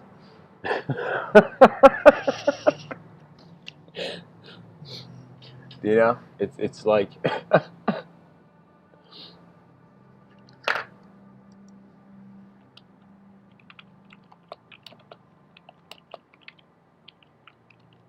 the only thing to be afraid of, guys, in a temporary world is that there was an opportunity and you didn't use it.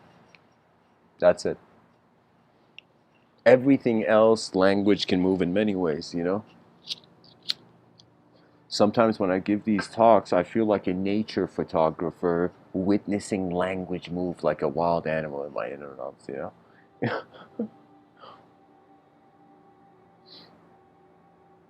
But we have to care. So I would say it's not all just everybody be in the here and now, nobody be a thought, everything's going to be all right. No.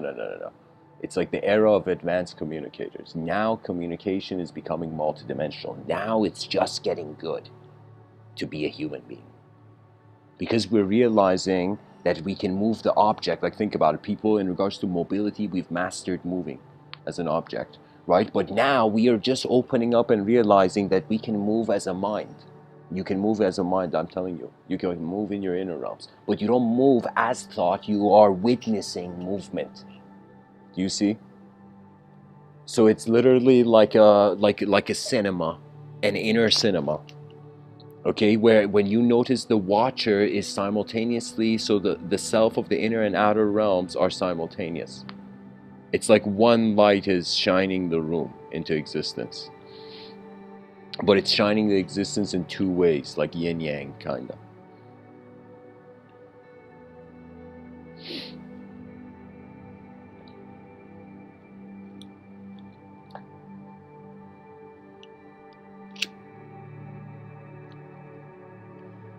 You know, somebody once said the weak need to demonstrate their power. That means the person that shows outer power, outer control, they're actually really weak. So they have to. It's like deception. And Sun Tzu in The Art of War says the first thing about war is deception.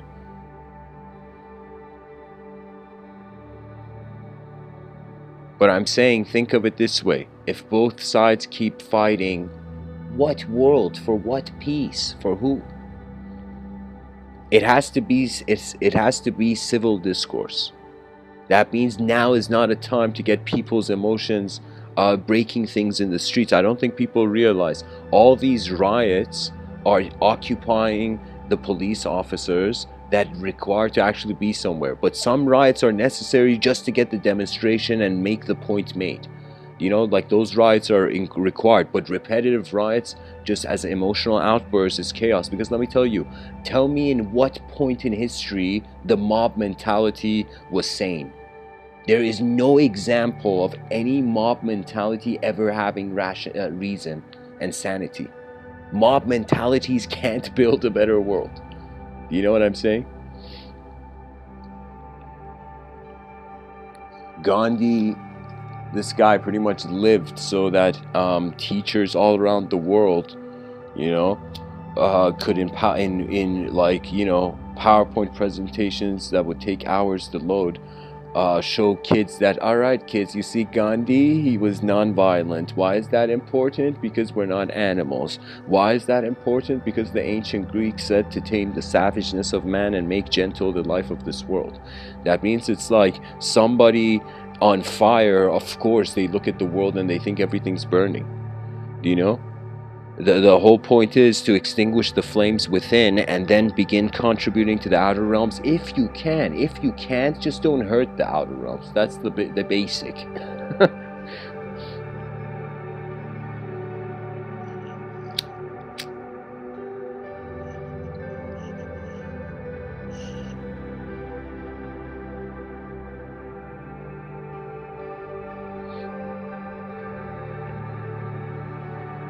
Pretty much eventually it's going to come. I mean, people could disagree with what I'm saying right now, but I'm telling you, just fast forward in your imagination, you know? You know, fast forward in your inner realms. Eventually someone's gonna be like, yo guys, can we build something advanced here while we're still around? Like, that's it. It's like, I don't see any greater idea than an advanced civilization here. And people can challenge me because the advanced civilization is what's fitting for the immaterialist and the materialist. That means for the materialist, it's the ultimate trophy of survival. For the immaterialist, it is in some sense you're bored as an eternal being. What can eternity do? Eternity is just has no reason to survive it, you know? Only a sort of mind-forged animal requires to survive.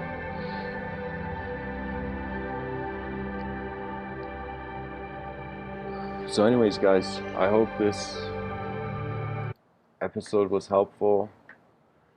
And I guess I'll end it here. Actually, somebody had a question. Bond said something about, and Bond, I'd advise you, just calm down, bro. You're to go drink a glass of cold water, man. Orange juice with ice in it. You know, you're just, but I'm telling you, that's like the I honestly I've said it playfully, but then I've thought about it. A glass of cold orange juice, like they should just make the heat of the United Nations, like that building, really hot, and then they should have cold orange juice. And then people drink that cold orange juice, they sit back, refreshed, then they listen.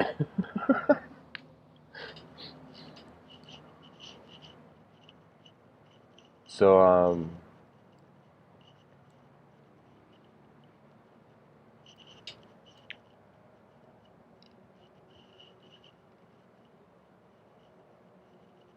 I think somebody asked a question about corporate dictatorship. And I'll be like, that's the strange thing about a system. It can't be perfect to everything, but it has to care for everything in a strange way.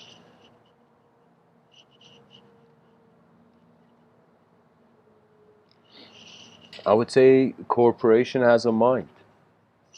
Everything has a mind. Human beings are the minds of what moves here. At least until AI takes over. For now, it's just human beings, you know? For now, it's just human corruption. It's not AI corruption. It's not like a corrupt AI program, you know? So right now, the best thing we could do would be like, okay, let's not burn the whole place down. Like Superman, if you want to be Superman and fight the villain, you're gonna break the city. People are like, Superman, stop! It's like we just go and fight this guy in the sky. You're destroying cities. And Superman's like, shut up, people! I'm Superman here. You know? And that's the thing. We have to take violence into cyberspace. And that's one of the coolest things that's happened. The violent urge in human beings is being expressed in a cyberspace where it doesn't have consequence. So technically, there should be this law that before nations can go at war, there should be this web developing, like a video game developing company, that advanced video game. I would recommend like Ubisoft, or I'd love Ubisoft. Just, but I would tell you. Uh,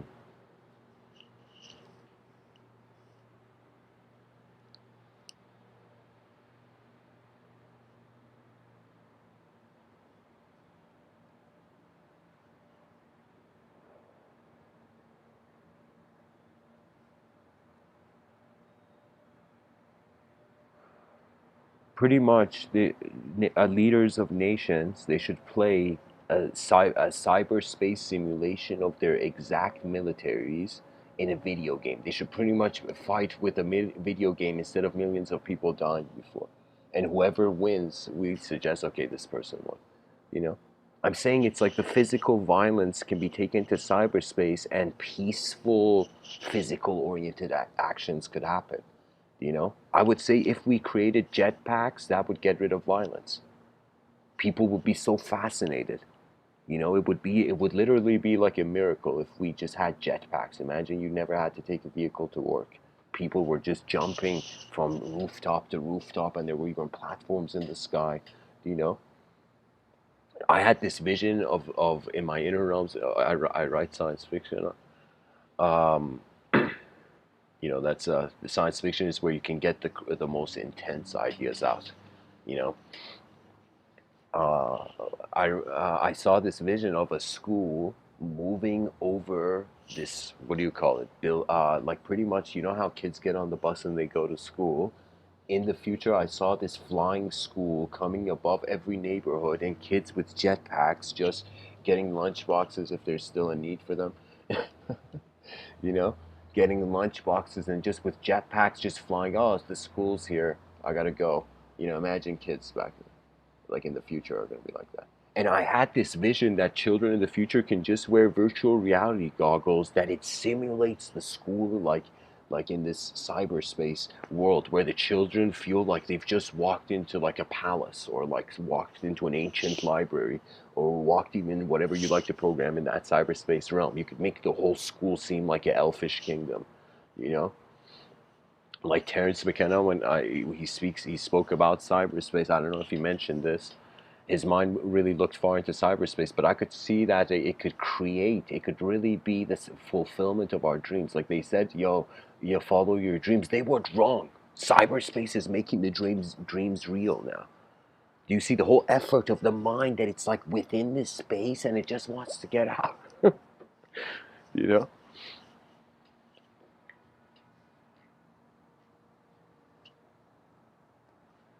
Be peaceful, or you're not human. You're animal. So as an animal, it doesn't matter if the person is being controlled by a violent system, or the person is violent. It doesn't matter. If you treat this world as a jungle, sure, everybody try to bite each other's leg. But if you see that, wait a minute, what's the point of having this mind? What's the point of having observance before action? These are important things. For the responsibility of the unborn is how we design the system. The world needs Let's say there's two sides to the coin. We need individual consciousness reaching a very advanced state of its own expression, and then we need the collective. We need literally how we've built the kingdom's walls to change, you know?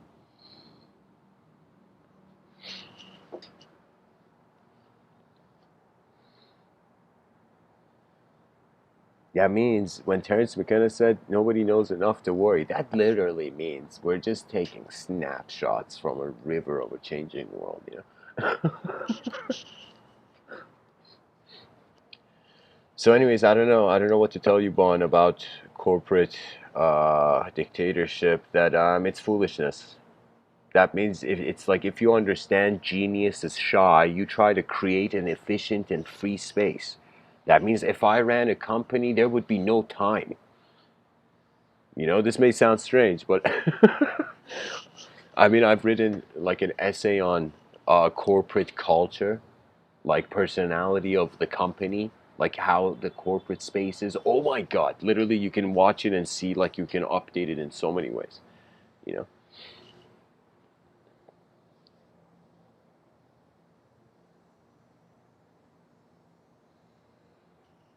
So anyways, guys, thanks for listening. I hope this episode was helpful, you know. And I would tell people to keep writing, and people are going to be like, Mr. Within, I don't write. And I'm going to be like, I'm talking your future stuff, you know. Anyways, guys, thanks for listening. Bless.